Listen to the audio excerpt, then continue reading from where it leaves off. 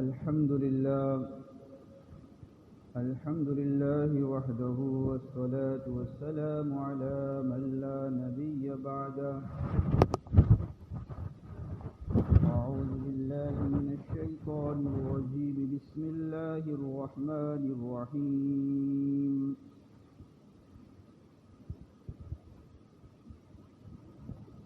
إن عدة الله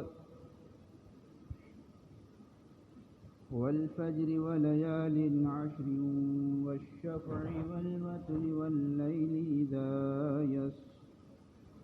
وقال النبي صلى الله عليه وسلم: الله الله في أصحابي لا تتخذهم غرضا من بعدي، فمن أحبهم فبحبي أحبهم، ومن أبغضهم فببغضي أبغضهم. وقال النبي صلى الله عليه وسلم: وفاطمة سيدة نساء أهل الجنة.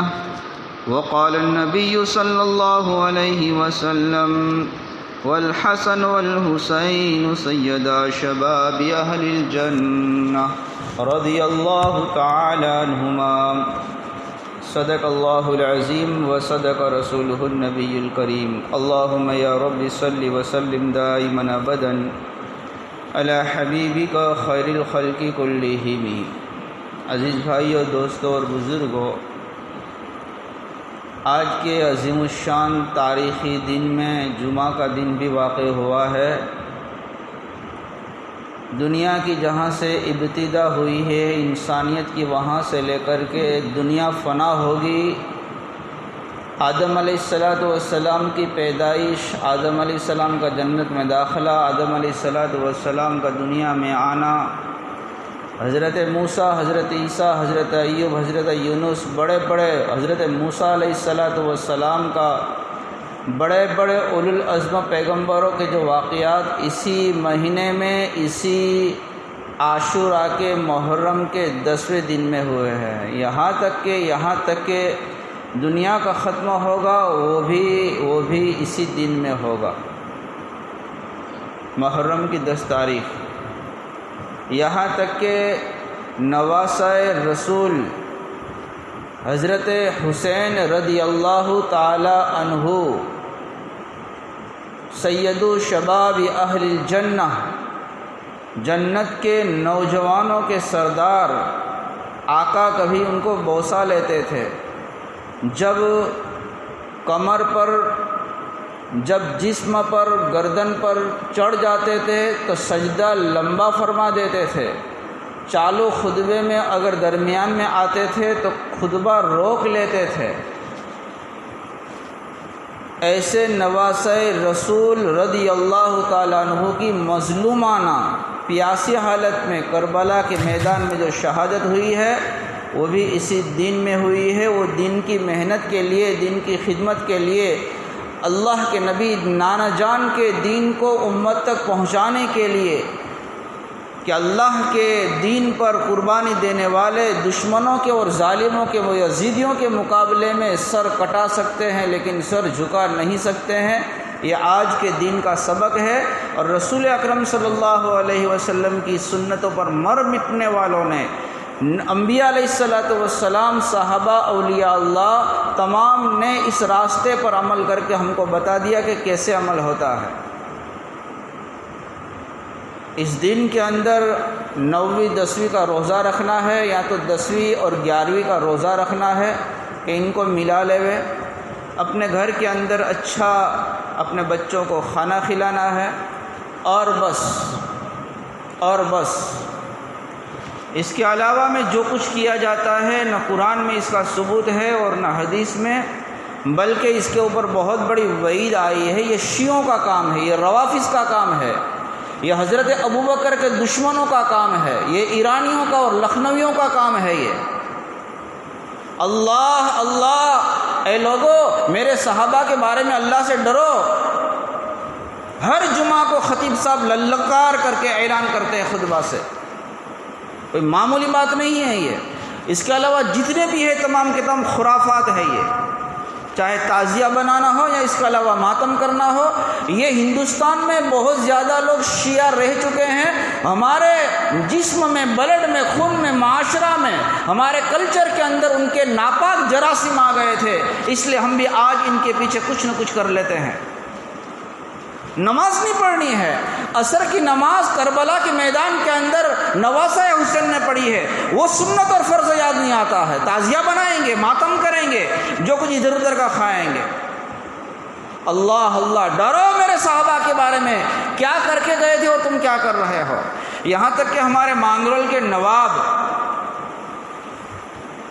اللہ تعالیٰ ان کی قبروں کو نور سے منور فرماوے، جہانگیر میاں، سید محمد صدیق میں جہانگیر میاں، یہ پرنس زاہد میاں کے بھی دادا ہوتے ہیں، عبدالخالق کے والد، بڑی مانگرول کے اندر اچھی انہوں نے شروع کے اندر قربانیاں دی ہے، توحید پرست ہے یہ۔ انہوں نے مستقل 3 کتابیں لکھی ہے، آج کا مولوی کتاب نہیں لکھتا پڑتا ہے، بادشاہ نے نوابی کرتے ریاست مانگرول میں رہ کر کے کتاب لکھی ہے، انگریزی میں، اردو میں، گجراتی کے اندر، آج بھی بیت المال کے اندر پڑی ہوئی وہ کتاب۔ اس کا نام رکھا بدعت تعزیہ۔ مسجدوں کے اندر ادھر ادھر گانا بجانا، سننا بجانا، یہ کتاب ہے ان کی لکھی ہوئی، آج بھی کتابیں ہیں۔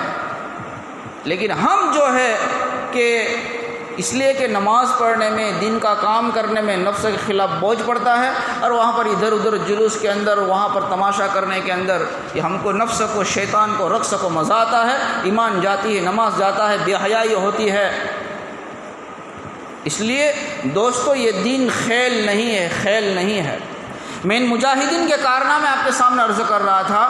گزشتہ جمعہ کو 2 بڑے بڑے شاہوں کے، سلطانوں کے، بادشاہ کے کارنامے آپ کو سنا چکے، کیسے عبادت کر کے نبی کی سنتوں کا اپنے جسم سے، دل سے چمٹانے والے تھے۔ ایک تو مظفر شاہ حلیم کا قصہ سنایا، شیر شاہ سوری کا قصہ سنایا، اب اس کے بعد کے اندر اور 2-3 آج میں آپ کے سامنے سنا رہا ہوں۔ اس دن کے اندر، محرم کی 10ویں تاریخ کے اندر، کچھ اپنے آپ میں انقلاب لانے کا، عمل کرنے کا، ان کو سن کر جذبہ پیدا کیجئے، داعیہ پیدا کیجئے۔ شیر شاہ سوری کے بعد سلطان اورنگزیب عالمگیر رحمۃ اللہ علیہ کے متعلق چند باتیں کتاب میں لکھی گئی ہے، تھوڑا سنیے اس کو بھی۔ پوری سلطنت کی بذات خود نگرانی کرتا تھا، کسی پر بھروسہ نہیں کرتا تھا، اپنی عالی ہمت، عزم کی قوت سے اتنا وقت وہ نکال لیتا تھا کہ ملک کے جتنے بھی اہم کام ہے صبح صبح اس کو نمٹا دے گئے۔ اور تھوڑا توجہ دے کر سنیے، اول وقت میں بعد جماعت 5 نمازیں جامع مسجد میں پڑھتا، دلی کی جامع، آج تو ہم دلی کی جامع مسجد میں گھومنے جاتے ہیں، یہ بادشاہ 5 وقت کی نماز اول وقت میں جامع مسجد میں پڑھتا، نہیں اپنی مسجد میں پڑھتا، اور جمعہ کی نماز جامع مسجد میں ادا کرتا دلی کی۔ سنت اور نوافل کبھی نہیں چھوڑے، سخت گرمیوں کے اندر پورے رمضان کا روزہ رکھتا، رات کی تراویح کبھی نہیں چھوڑی، اور رمضان شریف کے آخری عشرے کا اعتکاف کبھی ترک نہیں کیا۔ ہم تو دین کا کام کرتے لیکن اس سنت کو عمل نہیں کر رہے ہیں۔ نبی نے جو کیا ہو، کہا وہ دین ہے، ماحولیات کا بنا ہوا ترتیب سے رہا وہ دین نہیں ہے، چاہے جتنا کام کرتے ہو، لیکن نبی نے رمضان کے آخری عشرے میں اعتکاف کیا ہے۔ سب سے بڑی دینداری یہ ہے کہ میں وہ کام کروں۔ 11 مہینے بہت ہے امت کی فکر کرنے کے بارے کے اندر۔ بادشاہ ہو کر کے کہا جا رہا ہے، اس کتاب کے 307 نمبر پر علامہ علی ندوی رحمۃ اللہ علیہ فرماتے ہیں، رمضان کا کبھی بھی آخری عشرے کا اعتکاف اس بندے نے نہیں چھوڑا ہے۔ مولانا ابراہیم صاحب دیولا بروڑا کے اندر فرمایا تھا ایک مرتبہ، ہمارے نبی علیہ الصلوۃ والسلام نے مدنی زندگی میں کبھی بھی آخری عشرے کا اعتکاف نہیں چھوڑا ہے۔ اگر ہم بھی اسی طریقے کو اپناتے ہیں تو ہمیں بھی عمل کرنا چاہیے، ورنہ تو معلوم ہوگا کہ اپنے کچھ اور چوچلوں کو پورا کرنے کے لیے، جذبات کے لیے کام کر رہے ہیں، ترتیب پر اپنے آپ کو قائم کرنے کے لیے۔ میرے الفاظ کی طرف غور کرے، تھوڑا علماء اکرام خاص طور پر توجہ دے۔ اچھا، ہمیشہ سوموار کا، پیر کا، جمعرات کا، جمعہ کا ہر مہینے میں روزہ رکھتا تھا۔ ہمیشہ یہ بادشاہ عالمگیر رحمۃ اللہ علیہ باوضو رہتا تھا۔ صبح شام کی دعائیں، ادعیہ مذکورہ معصور دعائیں کبھی نہیں چھوڑی۔ صبح قرآن کریم کی تلاوت کبھی نہیں چھوڑی۔ مجدد الفسانی رحمۃ اللہ علیہ کے پوتے خواجہ معصوم رحمۃ اللہ علیہ کے صاحبزادے سیف الدین، ان سے تصوف، خانقاہی، دل کی اصلاح کا استفادہ کرتا، اور وہ خود فرماتے ہیں کہ یہاں سے مجھے انوارات نظر آتے۔ اور کچھ باتیں ہیں اس کو میں چھوڑ رہا ہوں۔ نمبر 3، شیر شاہ سوری کا تذکرہ ہوا، مظفر شاہ حلیمی کا تذکرہ ہوا، عالمگیر کا تذکرہ ہوا۔ نمبر 4، اب یہ گجرات کے 2 وزیر ہیں، عبد الرحیم کھانے خاں اور آصف خاں، ان دونوں کا مختصر الفاظ میں سنیے۔ ہمارے گجرات کے اندر بھی کیسے کیسے گزرا رہے ہیں، اللہ ان کے نقش قدم پر ہمیں بھی چلنے کی توفیق نصیب فرمائے۔ علامہ فرماتے ہیں ان کے متعلق، عبد الرحیم کھانے خاں وہ مولوی بننے کی جو درسی کتابیں ہیں وہ سب کے سب عربی اول سے دورہ حدیث تک جتنی مفتی، قاری صاحب، یہ وہ سب پڑھاتے ہیں، وہ سب کے سب محمد امین انجانی اور قاضی نظام الدین بدخشانی سے پڑھی، اور حکیم علی گیلانی اور علامہ فتح اللہ شیرازی سے علمی فائدہ اٹھایا۔ جب گجرات کے اندر آپ کا قیام تھا تو علامہ وجیہ الدین نصر اللہ گجراتی سے مزید علم حاصل کیا۔ ہماری مانگرول کی جہاں پر مریض کمیٹی کے آفس ہے احمد آباد میں، وہاں پر مریض کمیٹی کی آفس کے بعد ہی کے اندر بالکل جہاں جاتے ہیں آج لوگ خرافات، بدعت، عورتیں جمع ہوتی ہے، یہ گجرات کے بہت بڑے محدث ہے، یہ پوری گجرات کے اندر علم لانے والے ہیں، شاہ وجیہ الدین رحمۃ اللہ علیہ۔ ان سے انہوں نے طالب علمی حاصل کی، علم حاصل کیا۔ ان اساتذہ وقت کے علاوہ ان کا دربار اہل کمال، ماہرین فن کا مرکز تھا۔ ان سے برابر علمی مذاکرہ اور استفادہ جاری رہتا، یہاں تک کہ تمام علوم اور فنون میں بہت بڑی مہارت پیدا کر لی۔ اکثر تمام علم کی قسمیں، ادب کے اندر ذوق سلیم اور ناقدانہ نظر اور فیصلہ کن رائے رکھتا تھا۔ زبان اتنی جانتا تھا کہ عبدالرزاق خوانی اپنی کتاب معاصر امراء میں لکھتے ہیں، عربی، فارسی، ترکی، ہندی تمام زبانوں کے اندر مہارت اور اپنی مادری لینگویج کی طرح بولتا تھا، اور بے تکلف آبدار اشعار بھی کہتا تھا، شاعر بھی تھا۔ ان علمی کمالات کے ساتھ فتون جنگ، سپہ گیری، یکتائی روزگار اور شجاع و بہادری کے اندر گھوڑے سواری میں یکتا تھا۔ گجرات اور سندھ اور دکن کی فتوحات ان کی شجاعت اور بہادری اور خوش تدبیری کی ابھی بھی یادگار ہیں۔ داد و دہی سخاوت کے حیثیت سے دیکھیے تو سید غلام علی بلگرامی وہ لکھتے ہیں اپنی کتاب میں، اگر عبد الرحیم کھانے خاں کے انعامات اور ان کی سخاوت ایک ترازو میں رکھی جاوے اور دوسری تمام کے تمام شاہان صوفیہ جو اس زمانے کے بادشاہ تھے ان کو دوسرے پلڑے میں رکھ دیا جاوے، عبد الرحیم کھانے خاں کا پلڑا جھک جائے گا۔ علمی تھوڑا طالب علم اور علماء تھوڑا توجہ دیجئے، یہ وقت کا گجرات کا بادشاہ عبد الرحیم کھانے خاں، ان کے متعلق دوسرا لکھتا بھروسہ نہ کرتے۔ علامہ علی میاں رضوی رحمۃ اللہ علیہ مسلمانوں کے عروج و زوال کے اثر کے 309 صفحے پر فرماتے ہیں، علمی ذوق، کتاب پڑھنے پڑھانے کا، کتاب کے اندر لگے رہنے کا علمی ذوق اور مطالعہ، اسٹڈی، اس کے اندر اتنا ان کو شوق تھا کہ میدان جنگ میں گھوڑے کی پیٹھ کے اوپر بھی کتاب ساتھ میں ہوتی وہ مطالعہ کرتا، یہاں تک کہ کبھی کبھی غسل کرنے کے لیے میدان میں ادھر ادھر اپنی ضرورت سے غسل کرتے تو غسل کرنے کے اندر بھی طالب علموں کو باہر سے کہتے تم کتاب پڑھو اور میں یہاں سے سنوں گا، یہ وقت بھی میرا علم سے خالی نہیں جانا چاہیے، یہ لکھا ہے کتاب کے اندر۔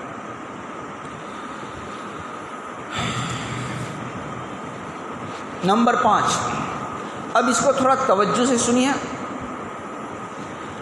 یہ ہے گجرات کے وزراء میں سے آصف خان، دنیا دار لیکن کیسے دیندار تھے۔ وزیر گجرات کا حال تو پڑھیے تو جامعیت اور باکمالی کی ایک دوسری تصویر نظر آئے گی۔ آپ کا نام عبدالعزیز تھا، حمید الملک کے بڑے بیٹے، کچھ کتابیں والد صاحب سے پڑھی، حدیث، فقہ قاضی برہان الدین نہروالے سے حاصل کی، علوم حکمی ابوالفضل غازرونی اور ابوالفضل استور آبادی کے شاگرد تھے۔ علوم اور فنون کی تحصیل سے فراغت ہوئی تو دربار شاہی کے اندر پہنچے۔ بہادر شاہ ظفر کے زمانے میں وزارت ملی، محمود شاہ کے زمانے میں وکالت مطلقہ کے عہدے پر سرفراز ہوئے۔ باوجود ان بڑے بڑے رتبوں اور منصب کے درس و تدریس، پڑھنے پڑھانے اور علمی مذاکرہ کا مشغلہ آخر وقت تک باقی رہا۔ بعض سیاسی انقلابات کی وجہ سے ایک زمانے تک آصف خان جو ہے وہ مکہ المکرمہ میں قیام پذیر ہوئے۔ اب اس کو تھوڑا سنیے برابر۔ وہاں مکہ المکرمہ میں علماء حرمین بلاد و امصار کے باکمال ان کے علمی و عملی کمالات، دینی استقامت اور عظمت، عبادت کی مشغولیت دیکھ کر کے حیران رہ جاتے تھے۔ یمن کے، مصر کے، عرب کے بڑے بڑے علماء یہ آصف خان کے ان تمام عبادتوں کو، مجاہدہ کو دیکھ کر کے حیران رہتے تھے۔ الٹا یہاں تک کہ علامہ عصر علامہ ابن حجر مکی رحمۃ اللہ علیہ نے تو آصف خان کی فضیلت کے اوپر مستقل ایک کتاب لکھی ہے۔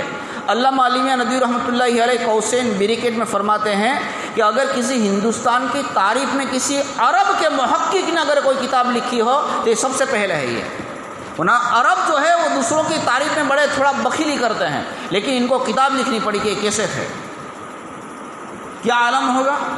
جب مکہ میں یہ عالم ہے عربوں کے سامنے تو ہندوستان میں کیا ہوگا۔ علماء حرمین فرماتے ہیں کہ اتنے جاہ و حشم و خدم بادشاہت کے باوجود ان کی زندگی مکہ المعظمہ میں بالکل زاہدانہ، توکل اور اللہ والی تھی۔ قرآن کے 10 پارے روزانہ تہجد میں پڑھتے تھے۔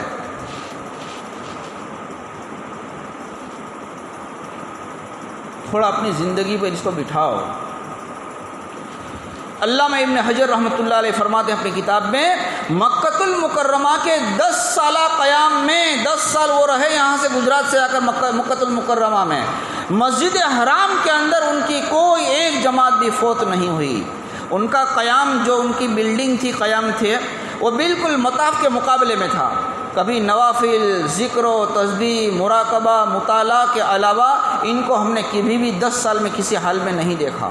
اونچی اونچی کتابوں کا درس دیتے، علماء بھی ان سے پڑھنے کے لیے آتے تھے اور فخر سمجھتے تھے کہ ہم یہاں پر آ کر کے ان سے استفادہ کرتے ہیں۔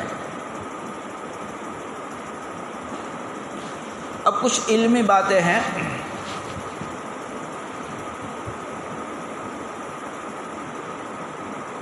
آصف خان کے فضائل اور کمالات کی دور دور وہاں پر عرب میں ایسی شہرت ہو گئی کہ ترکستان کا بادشاہ انہوں نے ان کی ملاقات کی آرزو ظاہر کی کہ میں آپ سے ملنا چاہتا ہوں، اور شریف مکہ ان کے واسطے سے بڑے شاہانہ اعزاز، اکرام اور انعام کے ساتھ میں وہ قسطنطنیہ ان کو بلایا اور بڑی توجہ اور اعزاز کے ساتھ میں ان جامع کمالات ہستی سے گفتگو کی اور فخر کے طور پر کہتے کہ اچھا ہوا کہ آصف خان سے میں ملا۔ ترکستان کا بادشاہ ان سے ملنے سے فخر محسوس کرتا۔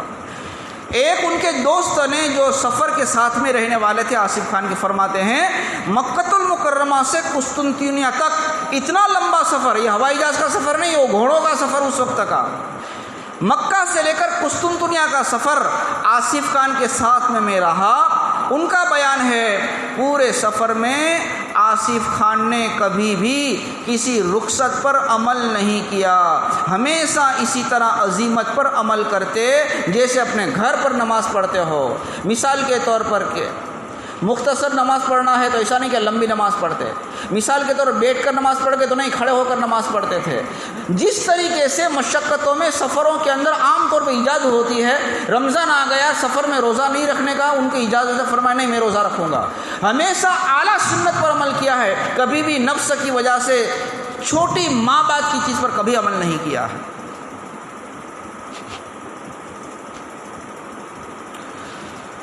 ہمیشہ اسی طرح خسرو پاشا مصر کا حکیم ہے، انہوں نے آصف خان کے لیے ایک بہت ہی جوڑا کپڑے کا، اور سفیر نے باصرار عرض کیا کہ بادشاہ صاحب نے وہاں سے مصر سے آپ کے لیے بھیجا ہے، ایک مرتبہ خالی بدن پر ڈال دو۔ تاکہ کہنے کو تو ہو جاوے کہ آصف خان نے ہمارا دیا ہوا کپڑے کا جوڑا پہنا ہے۔ آپ نے آصف خان نے معذرت کر دی کہ یہ قبا نے ابا نے جو آپ نے کپڑے کا جوڑا بھیجا ہے یہ ریشم کا ہے، میں اس کو کبھی بھی اپنے بدن پر رکھنے کے لیے 1 منٹ کے لیے تیار نہیں ہوں۔ بادشاہ کا جوڑا کپڑے کا واپس کر دیا۔ خیر، یہ چند باتیں بڑوں کی بڑی باتیں تھیں، اس لیے سنائی جا رہی ہے۔ ابھی کل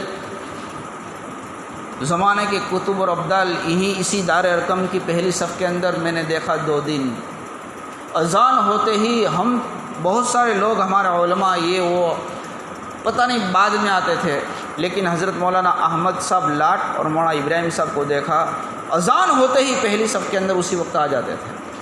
یہ سیکھنے کی چیز ہے۔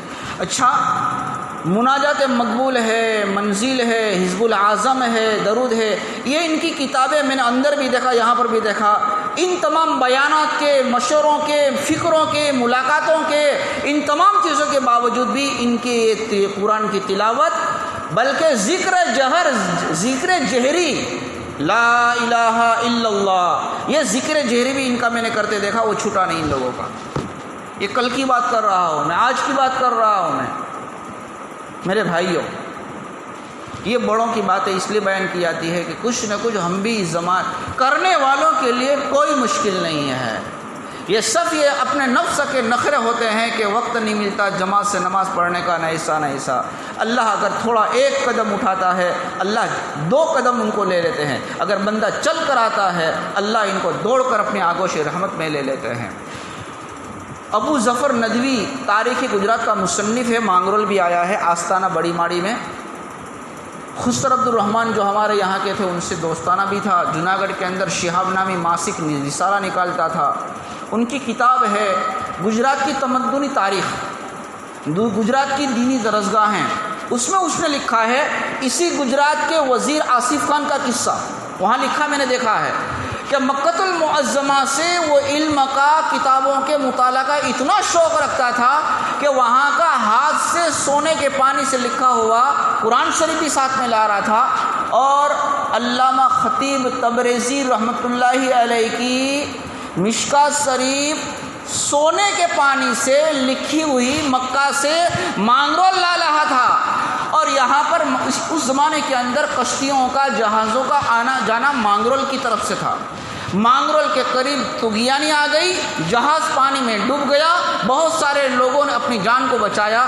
وہ سونے کے پانی سے لکھا ہوا مشکات کا نسخہ وہ اسی وقت سمندر میں غرق ہو گیا۔ یہ قصہ گجرات کی دینی درسگاہ ہے، مصنف کا نام ہے ابو ظفر ندوی، ان کے دیکھیے یہ کتنا علم کا مطالعہ کا۔ ہم تو کتب خانے مانگرول میں ہیں، گجرات میں، احمد آباد میں ہیں، گھروں کے اندر الماریاں لگی ہوئی، لیکن شوق نہیں ہے مطالعہ کرنے کا، اس لیے علم نہیں۔ جب علم نہیں ہوگا تو عمل کیا کام کرے گا، اور جب سیکھ کر کوئی کام نہیں کریں گے تو جتنا بھی بولیں گے جہالت پھیلے گی، جہالت۔ اس لیے علم اور ذکر دونوں رکھا ہے، گمراہی ہو، اور پھر اپنے آپ کو اچھا بھی سمجھے گا وہ انسان، اس لیے کہ آئینہ تو سامنے ہے ہی نہیں۔